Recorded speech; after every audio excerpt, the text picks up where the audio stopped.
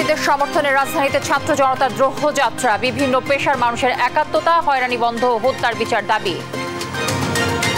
সাম্প্রতিক সহিংসতার ঘটনায় আটক ৪২ এইচএসসি পরীক্ষার্থীর জামিন, কেউ বাদ পড়লে তাদের বিষয়েও ব্যবস্থা নেবে সরকার। অশুভ শক্তির ঢাল না হতে শিক্ষার্থীদের প্রতি ওবায়দুল কাদেরের আহ্বান, জামায়াত নিয়ে মির্জা ফখরুলের বিবৃতির সমালোচনা। টানা বৃষ্টি ও উজানের ঝড়ে প্লাবিত বান্দরবান খাগড়াছড়ি, ডুবেছে ভোলার নিম্নাঞ্চল, ফেনীতে বাঁধ ভেঙে লোকালয়ে ঢুকছে পানি। এবং সারা দেশে অস্থির নিত্যপণ্যের বাজার, সবজির দাম কমলেও চাল, ডাল, আলু ও পেঁয়াজের দাম চড়া, হতাশ সীমিত আয়ের মানুষ।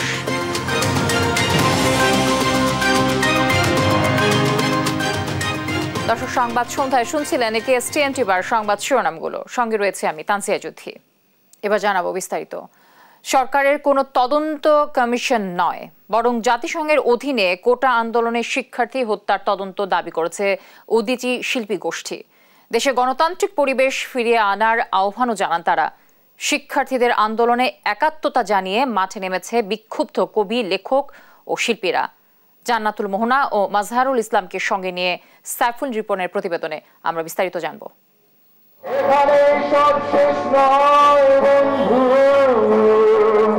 আমাদের চোখে নতুন ভোরের স্বপ্ন,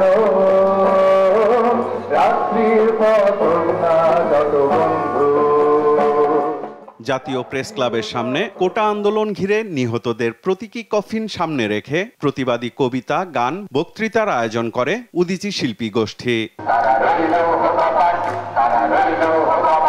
বক্তারা অভিযোগ করেন, দেশের কোনো গণ অভ্যুত্থানেই এত প্রাণহানির ঘটনা ঘটেনি। শিক্ষার্থী হত্যার দায় নিতে হবে সরকারকেই। 2 শতাধিক মানুষ হত্যাকাণ্ডের শিকার হয়েছে। সেই শিকার হওয়ার পরেও আমরা দেখছি সরকারের নির্লজ্জ কথাবার্তা। আমরা তাই বলতে চাই, এই যে 2 শতাধিক মানুষের যে মৃত্যুর যে দায়ভার নিয়ে এই সরকারকে পদত্যাগ করতে হবে। বিএনপি আমাদের উপরে দোষ চাপান, তারা তো 15-16 বছর ক্ষমতায় নেই। আপনারা তো মুক্তিযুদ্ধের চেতনার সরকার, তাহলে মুক্তিযুদ্ধের চেতনা কোথায় রক্ষিত হলো? সরকারের তদন্ত কমিটির ওপর দেশের মানুষের বিশ্বাস নেই বলেও মন্তব্য করেন সংস্কৃতি কর্মীরা। এর সুষ্ঠু বিচার করতে হবে জাতিসংঘের অধীনে। আপনি বিচারক নিয়োগ করে দিলেন আর তিনি বিচার করবেন। আমরা তো বিচার ব্যবস্থার চেহারা দেখেছি, দেখি নাই? সুতরাং আপনি বিচারক নিয়োগ করে দিলেন আর তিনি বিচার করবেন, সেই বিচার আমরা মানব না। এই সরকার রাজনৈতিক ভাবে পর্যাদস্ত হয়েছে, অধিকার হারিয়েছে। এই সরকারের নৈতিক কোনো অধিকার, এই ক্ষমতায় আছে কিনা সেটা আপনারাই বলবেন। রাজধানীর বাংলা মোটর এলাকায় প্রতিবাদী মানববন্ধন করে বিক্ষুব্ধ কবি, লেখক সমাজ। আপনারা মসনদে বসে যেভাবে হত্যা, নির্যাতন এবং একটা চালাকির মধ্য দিয়ে, মিথ্যা আশ্বাস দিয়ে এই জনসমাজকে বিভ্রান্ত করার চেষ্টা করছেন। তাদের সাথে আর কোনো আপোষ নয়, তাদেরকে রাষ্ট্র ক্ষমতায় রেখে বিচারের দাবি রাখা একদমই হাস্যকর। রাজধানীর ধানমন্ডি এলাকায় বিক্ষোভ সমাবেশ করে গণহত্যা ও নিপীড়ন বিরোধী শিল্পী সমাজ। এই পরিকল্পনা, এই অপারেশন, এই স্ট্র্যাটেজিটা কার ছিল, কাদের ছিল, এটা বোঝা খুব জরুরি। স্বৈরাচারের নিপাত চাই। আমি এই হত্যাকাণ্ড, এই মৃত্যুদেশ আমি মানি না। গভীর রাতে বাসায় বাসায় আইন শৃঙ্খলা বাহিনীর অভিযান ও গণগ্রেপ্তার আইনের শাসনের পরিপন্থী বলেও জানান বক্তারা। সাইফুল রিপন, দেশ টিভি, ঢাকা। কোটা আন্দোলনের শিক্ষার্থী নিহতের বিচার ও হয়রানি বন্ধের দাবিতে উত্তাল রাজধানী। ছাত্র জনতার গণমিছিল, দ্রোহযাত্রা সহ পালন করা হয় রিমেম্বারিং আওয়ার হিরোজ কর্মসূচি। শিক্ষার্থীদের আন্দোলনে যোগ দেন বিভিন্ন শ্রেণী পেশার মানুষও। স্লোগানে মুখর ছিল সায়েন্স ল্যাব থেকে শাহবাগ আর প্রেস ক্লাব থেকে শহীদ মিনার। হাসান মাহমুদ ও এম এ আজিমকে সঙ্গে নিয়ে বিস্তারিত নিয়াজ মোর্শেদের প্রতিবেদনে। ভাই হত্যার বিচার চাই, হয়তো বিচার মিলবে, তাই মায়ের সাথে মিছিলে আসা এই শিক্ষার্থীর। আমার ভাইদের রক্তে আজকে রাজপথ লাল হয়ে গেছে, সেটা জাস্টিসের জন্য আসছি। আমি বাসায় বসে থাকি, আমার বাপ বলছে আমার যাইতে দিবেন। আমার বাপ তো একজন প্রশাসনিক কর্মকর্তা, তাও আমি চলে আসছি, তার কথা আমি শুনি নাই। আমার জাস্টিস দরকার। আমরা তো পিসফুলি আন্দোলন করতেছিলাম, কি জন্য আমাদের উপরে গুলি চালানো হবে, কি জন্য আমাদের উপরে লাঠিচার্জ করা হবে। মার্চ ফর জাস্টিসের পরে ছাত্র জনতার গণমিছিল, কোটা আন্দোলনে নিহতদের স্মরণে এবং হত্যার বিচার সহ 9 দফা দাবিতে জুমার নামাজের পর মাঠে নামে বিভিন্ন পেশার মানুষ। এর আগেই খণ্ড খণ্ড মিছিল নিয়ে সায়েন্স ল্যাব মোড়ে জড়ো হতে থাকে শিক্ষার্থী জনতা। স্লোগানে একটাই দাবি, হত্যাকারীর বিচার চাই। এক পর্যায়ে বন্ধ হয়ে যায় সায়েন্স ল্যাব মোড়। দীর্ঘ সময় অবস্থান শেষে শাহবাগের উদ্দেশ্যে যাত্রা করে তারা। হত্যাকাণ্ডের বিচার, আটক সব শিক্ষার্থীর মুক্তিসহ 9 দফা দাবি জানায় তারা। 3 দিন আন্দোলন করছি, আমি আন্দোলন ছাড়তেছি না। মেরে কিছু রাখে না, আমার এই বুক পুরো ঝাপঝা করে ফেলছে রাবার বুলেট মেরে। এটা কি আন্দোলন? আমরা কি সাধারণ স্টুডেন্ট না? আমরা কি জমা শিবির? আমরা কি বিএমপি? যতদিন পর্যন্ত আমাদের 9 দফা দাবি পুরোপুরি পূরণ না হচ্ছে ততদিন পর্যন্ত আমরা পরীক্ষা কিচ্ছু দেব না, আমরা রাজপথে থাকব। আমাদের সন্তানরা মারা যাচ্ছে, আমরা এর বিচার চাই। এই ঘসিটি বেগম, এই মির্জাফরকে এই দেশে আমরা দেখতে চাই না। এক বাপের বিচার করতে করতে দেশের 17 বছর শেষ। কত বছর লাগে বাপের বিচার? কারণ বাপের দেশ না, আমাদের সবার দেশ। কেন ছেলেগুলোকে মারলো? ছেলেগুলোকে ফিরাই এনে দেন। এতগুলো ছেলের রক্ত নিল, কেন নিল? জবাব চাই। একটাই কথা, আমরা আর কোনো আন্দোলন ততদিন হবে যতদিন উনি পদত্যাগ না করে, ততদিন পর্যন্ত বাংলার বুকে আন্দোলন হবে। ক্ষমতা থেকে কোনো স্বৈরাচারের কাছে বিচার চাওয়া যায় না। বিচার চাইতে হলে তাকে পদ থেকে নেমে আসতে হবে। খুনের দায়ভার নিয়ে সরকারের পদত্যাগ দাবিতে প্রেস ক্লাব এলাকা থেকে দ্রোহযাত্রা করে শিক্ষার্থী জনতা। নির্ধারিত সময়ের আগেই প্লাকার্ড আর পোস্টার ছেয়ে যায় প্রেস ক্লাব এলাকা। বেজে ওঠে জাগরণী গান, মঞ্চস্থ হয় নাটক, আর স্লোগানে উচ্চারিত হয় দ্রোহ। বজ্রকণ্ঠে দাবি জানায় তারা। নিয়াজ মুর্শিদ, দেশ টিভি, ঢাকা। ঝুম বৃষ্টিতে কাক ভেজা হয়ে আন্দোলনে নামে ঢাকা মেডিকেল সহ বিভিন্ন মেডিকেল কলেজের শিক্ষার্থী, শিক্ষক ও চিকিৎসকরা। আন্দোলনে গুলি করে শিক্ষার্থী সহ সাধারণ মানুষ হত্যার বিচার দাবি করে তারা। হাসপাতাল ভর্তি বেশিরভাগ মানুষের গায়ে গুলির চিহ্ন ছিল বলে দাবি করেন তারা। বিস্তারিত হাসান মাহমুদের রিপোর্টে। খেতে পারি না ওই বাচ্চাগুলোর মায়ের হাহাকার দেখে। কথা আটকে যায় চিকিৎসকের। কোটা সংস্কার আন্দোলনে নিহত ও আহতদের আর্তনাদে হতবাক চিকিৎসকরা। আমি আমার হাত দিয়ে বুলেট বের করেছিলাম, বুলেট। শুক্রবার সকালে প্রতিবাদ জানাতে কেন্দ্রীয় শহীদ মিনারে জড়ো হন ঢাকা মেডিকেল কলেজ সহ বিভিন্ন প্রতিষ্ঠানের শিক্ষার্থী ও চিকিৎসকরা। ঝুম বৃষ্টিও থামাতে পারেনি তাদের আন্দোলন। অনেকটা কাক ভেজা হয়ে স্লোগান দেন তারা। বলেন, স্বাধীন বাংলাদেশে এমন হত্যাকাণ্ড মেনে নেওয়া যায় না, তাই তারাও নেমেছেন রাজপথে। সারা দেশে গণহারে স্কুল কলেজের শিক্ষার্থী ও সাধারণ মানুষকে গ্রেপ্তারের নিন্দা জানান তারা। এদিকে দুপুরে কাউরান বাজারে প্রতিবাদ সমাবেশ করেন গণমাধ্যম কর্মীরা। পুলিশের গুলিতে নিহত হলেও সাংবাদিক নেতারা মুখ বন্ধ করে আছে বলেও অভিযোগ করেন বক্তারা। আসলে অগ্রজ তো সেই যে পথ দেখায়। আজকে এই ব্যানারে যারা দাঁড়িয়েছেন, সামনে যারা আছেন, আপনারাই অগ্রজ। আমি আজকে থেকে যাদেরকে অগ্রজ ভাবতাম সেই সাংবাদিক নেতাদের ধিক্কার জানাই। এ সময় হত্যাকারী পুলিশ শনাক্ত করে আইনের আওতায় আনতে 48 ঘন্টার আলটিমেটাম দেন সাংবাদিকরা। যদি 48 ঘন্টার মধ্যে কোন বিচার না পাই, তাহলে 48 ঘন্টা পরে আরো কঠোর কর্মসূচি দেব। হাসান মাহমুদ, দেশ টিভি, ঢাকা। বৃষ্টি উপেক্ষা করে কোটা আন্দোলনে নিহতের বিচারের দাবিতে সারা দেশে রাস্তায় নামে শিক্ষার্থী সহ বিভিন্ন শ্রেণী পেশার মানুষ। তাদের সাথে যোগ দিয়েছেন শিক্ষক ও মুসল্লিরাও। বিভিন্ন স্থানে আন্দোলনকারীদের সঙ্গে পুলিশের ধাওয়া, পাল্টা ধাওয়ার ঘটনাও ঘটেছে। সহকর্মীদের সাথে পাঠানো তথ্যচিত্রে টুম্পা আফরোজের ডেস্ক রিপোর্টে বিস্তারিত। আবহাওয়া উপেক্ষা করে নিহতের বিচারের দাবিতে আবারও সড়কে নেমেছে বৈষম্য বিরোধী ছাত্র আন্দোলন। বৃষ্টিতে ভিজেই আবু সাইদ সহ অন্যান্য সব হত্যার সুষ্ঠু বিচারের দাবিতে শান্তিপূর্ণ সমাবেশ ও পদযাত্রা করে ছাত্র জনতা। আন্দোলনে অংশ নেন রোকেয়া বিশ্ববিদ্যালয়ের শিক্ষকরাও। সকাল 11:30টার দিকে রোকেয়া বিশ্ববিদ্যালয়ের 2 নম্বর গেটের সামনে সমাবেশ করেন শিক্ষক শিক্ষার্থীরা।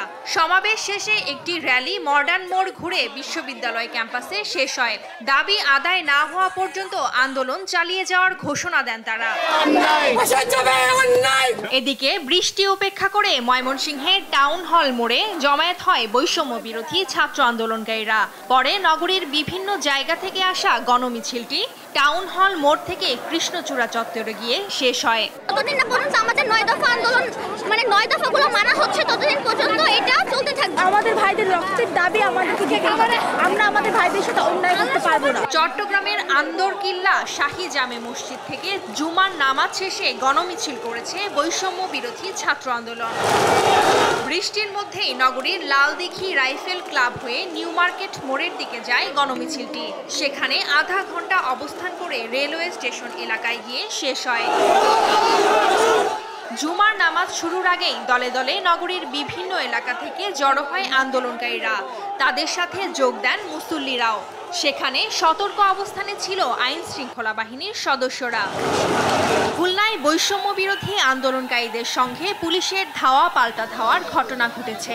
দুপুর 3:30টার দিকে শিক্ষার্থীরা শিববাড়ি মোড় থেকে মিছিল নিয়ে 0 পয়েন্টে যাওয়ার চেষ্টা করলে খুলনা বিশ্ববিদ্যালয়ের প্রধান ফটক পার হতেই পুলিশের বাধার মুখে পড়ে। পরে শিক্ষার্থীরা পুলিশের বাধা অতিক্রম করে যেতে চাইলে উভয় পক্ষের ধাওয়া পাল্টা ধাওয়ায় পুলিশ টিয়ারশেল মারতে শুরু করে। অন্যদিকে আন্দোলনকারীরাও ইট পাটকেল ছোড়ে। তাদের শান্তিপূর্ণ সমাবেশে পুলিশ বাধা দেয় এমন পরিস্থিতি সৃষ্টি হয়েছে বলে জানায় শিক্ষার্থীরা। টুম্পা আফরোজ, নিউজ ডেস্ক, দেশ টিভি।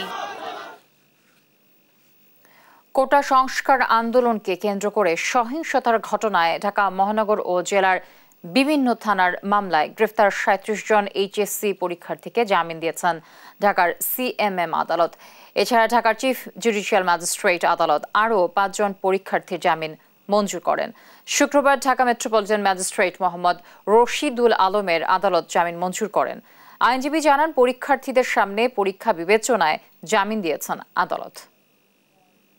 চলমান এই সহিংসতা আন্দোলনের মধ্যে যে কোমলমতি শিশুরা আছেন, এইচএসসি পরীক্ষার্থী যারা আছেন, তাদের জন্য স্পেশালি আমাদের মাননীয় শিক্ষামন্ত্রী মহিবুল হাসান চৌধুরী উনি আমাদেরকে নির্দেশনা দিয়েছেন এবং উনি রিকোয়েস্ট করে স্পেশালি 42 জনের লিস্ট দিয়েছেন, যে 42 জনকে আজকে জামিন শুনানি করে এবং ওনাদের মুক্তির ব্যবস্থা করা হয়েছে।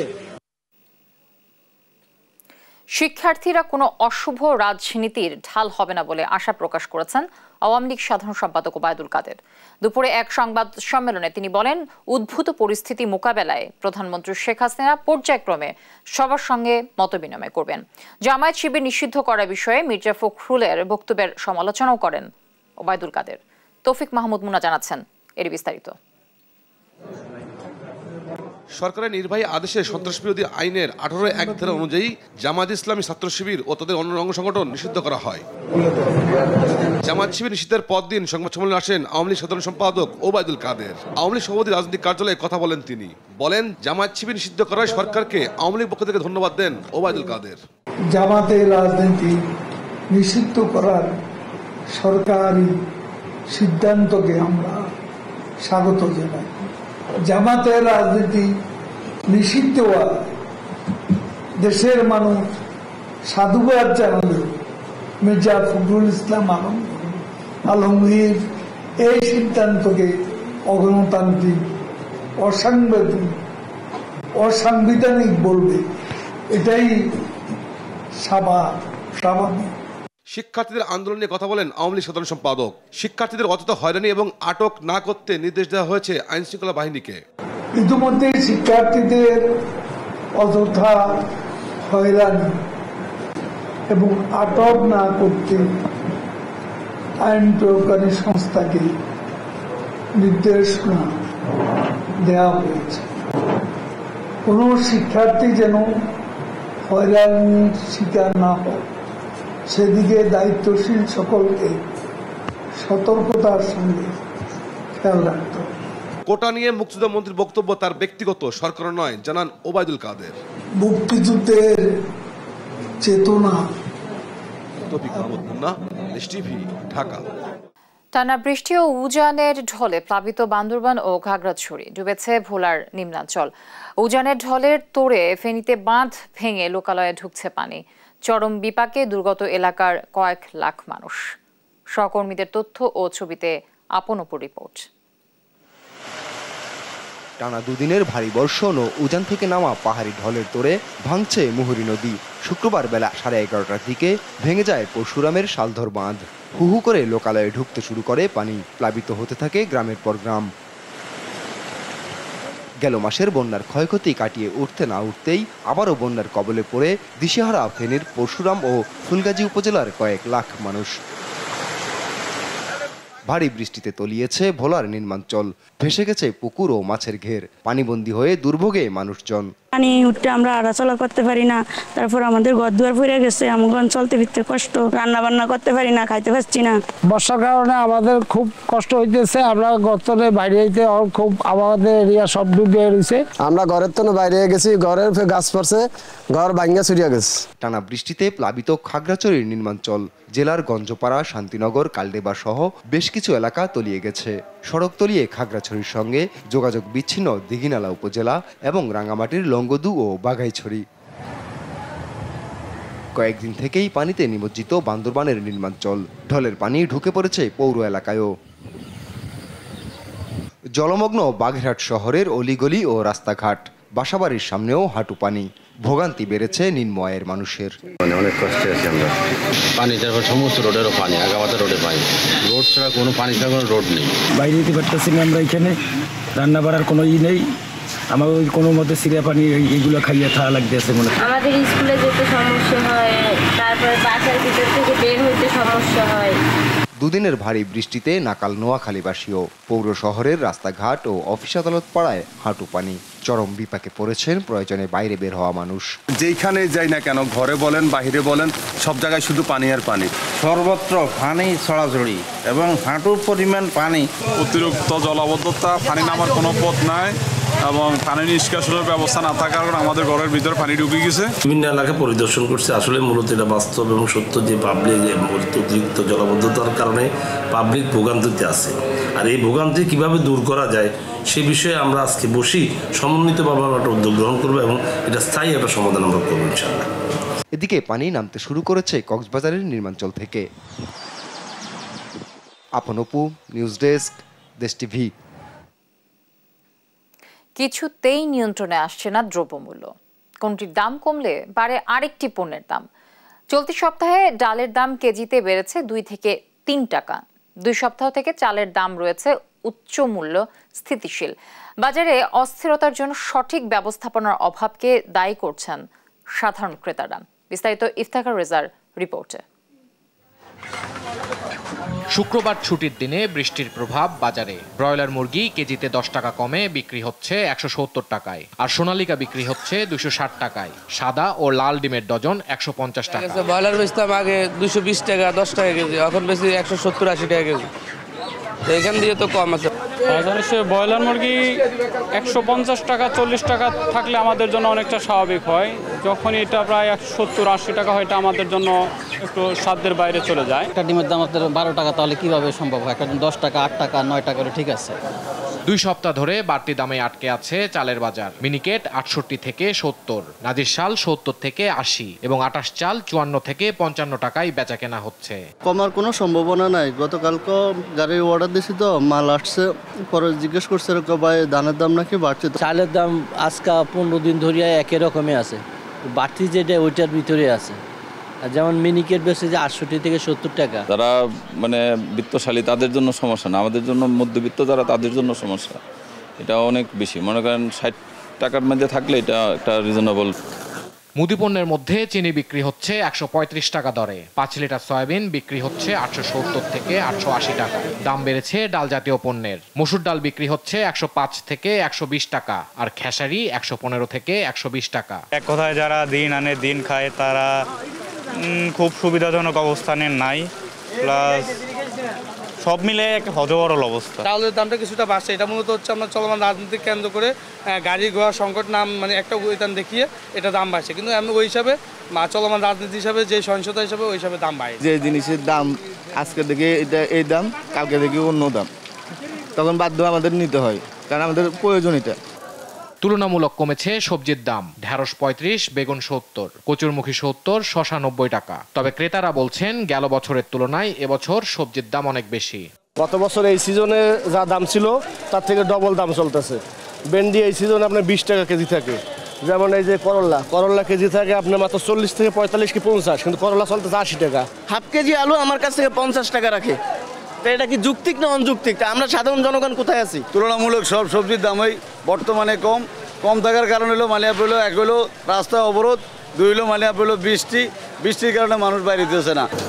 গরুর মাংস বিক্রি হচ্ছে 750 টাকা কেজি, আর খাসি ও ছাগলের মাংস বিক্রি হচ্ছে 1200 টাকায়।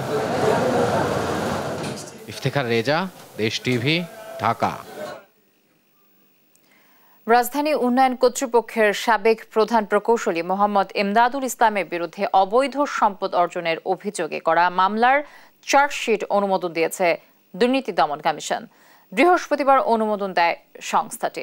মোহাম্মদ এমদাদুল ইসলামের বিরুদ্ধে করা মামলায় 1,18,07,561 টাকার সম্পদের তথ্য গোপন ও 87,440,000 টাকার জ্ঞাত আয় বহির্ভূত সম্পদ অর্জনের অভিযোগে করা হয়।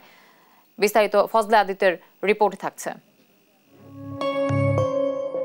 রাজধানী উন্নয়ন কর্তৃপক্ষের সাবেক প্রধান প্রকৌশলী মোহাম্মদ এমদাদুল ইসলামের বিরুদ্ধে চার্জশিট অনুমোদন করেছে দুর্নীতি দমন কমিশন দুদক। জ্ঞাত আয় বহির্ভূত সম্পদ অর্জন ও সম্পদের তথ্য গোপনের অভিযোগে এই চার্জশিট অনুমোদন করে সংস্থাটি। দুদকের তদন্তে আসামি এমদাদুল ইসলামের বিরুদ্ধে জ্ঞাত আয় বহির্ভূত 51,44,900 টাকা অর্জনের অভিযোগ আনা হয়। বৃহস্পতিবার সংস্থাটির পক্ষ থেকে এই বিষয় নিশ্চিত করা হয়। অবৈধ সম্পদ অর্জন ও সম্পদ ভোগ দখলে রাখার অপরাধে দুর্নীতি দমন আইন 2004-এর 27-এর 1 ধারায় চার্জশিট দাখিলের অনুমোদন করে কমিশন। এর আগে রমনা মডেল থানায় রাজুকের সাবেক প্রধান প্রকৌশলী এমদাদুল ইসলামের নামে 1,18,07,561 টাকার সম্পদের তথ্য গোপন ও 27,440,000 টাকার জ্ঞাত আয় বহির্ভূত সম্পদ অর্জনের অভিযোগে মামলা দায়ের করা হয়। ফজলে আদিত্য, দেশ টিভি, ঢাকা। আন্তর্জাতিক প্রসঙ্গ। শীর্ষ নেতা ফুয়াদ শুকুরকে হত্যার জবাবে ইসরায়েলে ব্যাপক রকেট হামলা চালিয়েছে লেবাননের সশস্ত্র গোষ্ঠী হিজবুল্লাহ। গোষ্ঠীটির শীর্ষ কমান্ডার ও হামাস নেতা ইসরায়েলের হানিয়ার হত্যার পর ইসরায়েলের সঙ্গে যুদ্ধ নতুন পর্যায়ে পৌঁছেছে বলে মন্তব্য করেছেন হিজবুল্লাহর নেতা হাসান নাসরুল্লাহ। তাদের সে হুমকি উড়িয়ে দিয়ে পাল্টা জবাবে প্রধানমন্ত্রী নেতানিয়াহু বলেন যে কোনো পরিস্থিতির জন্য প্রস্তুত ইসরায়েল। বিস্তারিত রায়হান কবির শুভ্রর ডেস্ক রিপোর্টে।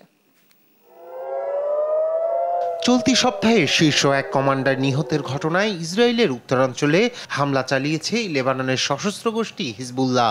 বৃহস্পতিবার লেবাননের দক্ষিণাঞ্চল থেকে এ হামলা চালানো হয়। এতে নিহত হন বেশ কয়েকজন বেসামরিক নাগরিক। রকেট হামলার পরপরই পাল্টা হামলা চালায় ইসরায়েলের বিমান বাহিনী। লেবাননের স্বাস্থ্য মন্ত্রণালয় জানায় এই বিমান হামলায় ঘটেছে হতাহতের ঘটনা।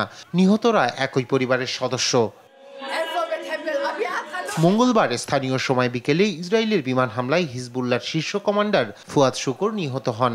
এর প্রতিক্রিয়ায় ইসরায়েলে একাধিক রকেট হামলা চালায় লেবাননের সশস্ত্র গোষ্ঠীটি।